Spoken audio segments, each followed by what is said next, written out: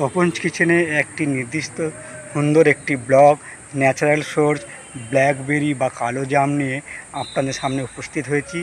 ওটা দেখতে থাকুন। নমস্কার, চলে এসেছি তপন কিচেন থেকে এক নতুন ধরনের ব্লগ নিয়ে।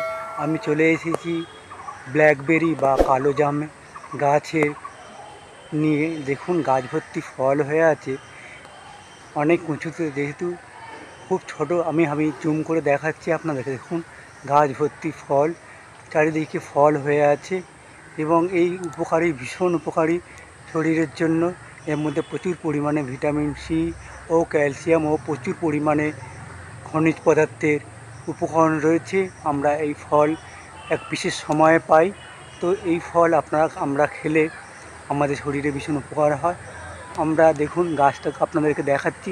দেখুন প্রচুর গাছে ফল হয়ে আছে এবং চলুন আপনাদের পুরো গাছটাকে দেখিয়ে দিলাম। এই দেখুন বিশাল বড় একটি গাছ এবং এর শাখা পোখা বিশাল বড় এবং চারিদিকে বিভিন্নভাবে ফল ধরে রয়েছে। তো চলুন আমি আপনাদের ফলগুলোকে দেখাই।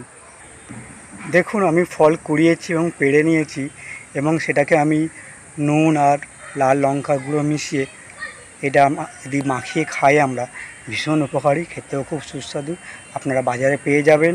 আপনাদের এরিয়ায় এই ফল কী নামে পরিচিত? আমরা ব্লুবেরি বা কালো জাম বলি। আমাকে জানাবেন। যদি ভালো লেগে থাকে একটা লাইক করে দেবেন। দেখা হবে অন্য এক ধরনের ব্লগ নিয়ে। ভালো থাকবেন, সুস্থ থাকবেন এবং সাবধানে থাকবেন।